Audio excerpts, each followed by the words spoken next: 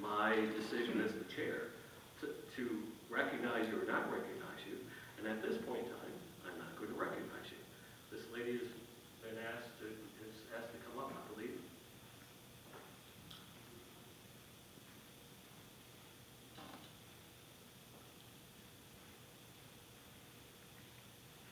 Good evening. Good evening.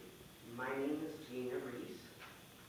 I've lived in Taylor for over 50 years. I reside at 9701 Janet Street, Taylor, Michigan. I'm the original owner, going on 25 years. Ma'am, are you asking to speak on the motion that's before us, or do you have No. another topic? Okay, I'm sorry. We do have a motion before us. If you'd I'm like to- sorry, I've never attended. No, that's okay, and I'm I sorry know you about were my- getting a little bit of help there, because if you could, please take a seat. As soon as we dispense with this item, I I'm will sorry. recognize you on I'm sorry. there. No, you're fine. Thank you. All right, is there any further new discussion on the motion that is before us? To the chair, if I may. Mr. Plains. First of all, I agree with Mary Souza that this is a matter that should have been put on the agenda so that certainly all the residents would know what's being discussed and what's being proposed here. It is a very lengthy motion that I think the residents have a right to know about. So the residents will understand the proposal that's being made here is for the city council to be able to retain its own separate attorney, its own separate legal counsel, to be available to members of the council at any time from now until November of 2025. To me, I believe that's a clear violation of the city charter. And if any lawyer wrote that proposal for those council members, they should know that it's a violation of the charter. The city charter states in section 5.11 that the corporation council is the legal advisor for the mayor and the city council. And the corporation council gives legal opinions to the mayor and the city council. Now, the drafters of the Taylor's charter included some very, very bright legal minds, including former Judge Sutherland and former Judge Nacita, and they put that section in the charter. So obviously they did not believe that there was any conflict with the corporation council representing both the mayor and the city council. That's why they put it in the charter the way that they did. And that's been true since our charter was adopted and since the city was incorporated back in 1969. Based on what I have observed here, I don't see any conflict about any opinions I've written or any positions between the mayor and the council. Unfortunately, the only conflict I've seen is that very few council members have their own personal agenda that they want to follow on the one side, and the rest of the other council members and the mayor wanting to, trying hard to do what's best for the city and move this city forward, not anybody's personal agenda. If the city council were to retain another separate attorney to represent it as proposed, who would attend all the council meetings, be available on a moment's notice to any council member at the proposed rate of $250 an hour to $275 an hour, I think is a total waste of taxpayer money and totally unnecessary. That attorney is charging almost $100 more than the highest paid attorney currently for the city.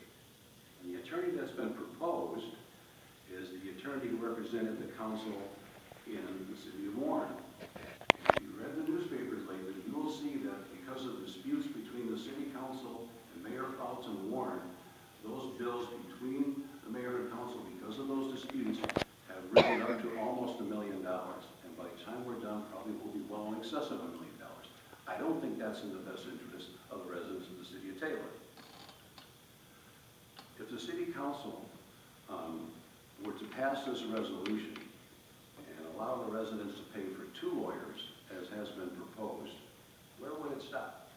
Does the mayor then get 2 attorneys because he doesn't like what I tell him?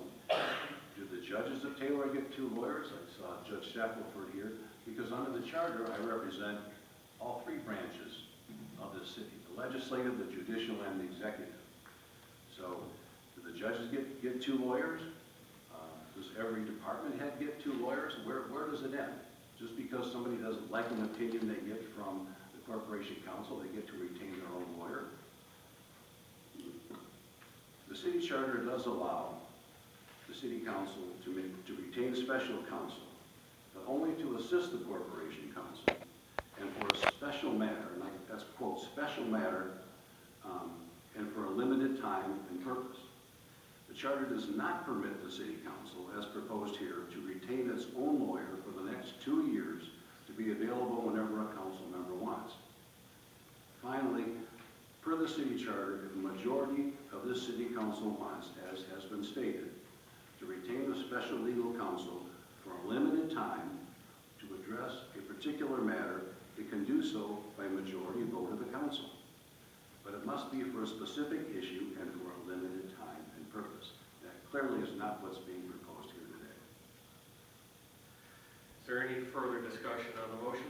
Chairman, Councilwoman? I just want to respond to that. How can my lawyer say those things about me and be my lawyer? I don't understand that. I didn't, unless you're making an admission, I did not No, find out you any said that some of the particular council person. you said some of them have their own agenda, and that makes, and the other people just want to do the business of the city. So you're saying that the people who are bringing this motion, or the people that vote on it, they don't want to do the business of the city, they just want to cause trouble.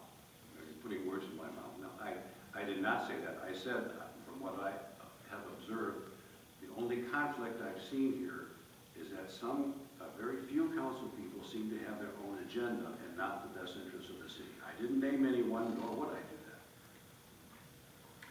Is there any further discussion on the motion? Chairman, I have to clarify just one thing. Go right ahead. So has it been asked today to, for an opinion? Has an opinion been requested? And when can we expect that opinion? So, That is not what's before us. okay, The motion is to approve the amendment to the city council rules and procedures as attached. Chairman. Councilwoman? So if there is going to be an opinion shortly about this, then I would like to withdraw my motion and wait for that opinion if it's short. But if not, so I think that would be in order, because obviously there's a couple of people who think that this is necessary, and if it's against the charter, certainly I wouldn't want to do anything against the charter. So if there's something, if our legal counsel is telling us that by doing this we're going against the charter, then I would like to get an opinion on that, and that way I can make a better decision about this. So if that can be said, if we could do that, then if it was asked, then I would like to just withdraw it. To the chair, if I may. Mr. Plato? I just gave an opinion that this proposal as presented for the city council to retain its own separate council, be available to attend meetings and be available to members of the council at any time from now until November 25th, as I stated, would be a clear violation of the city charter. That's my opinion. This council has the right to retain special legal counsel for a special matter, a particular matter for a limited time, if a majority of this council votes to do so. That's not what this proposal is seeking. Chairman, Councilwoman? I just have a question in regards to like the legislative branch, which is the council. Is corporation counsel our only attorney that we have to consult with? Mr. Plato? Nothing's prohibiting any member of the council from retaining their own counsel if they want to, if you think personal counsel is necessary, but I don't think the city is going to pay for personal representation of the council members. So to answer your question, in the past, the majority of the council has hired a lawyer to fight against a single member of the council, and the council paid for the majority, but not for the minorities. Chairman, Councilwoman? the executive branch, which would be the mayor and the administration, how many attorneys do they have to retain questions?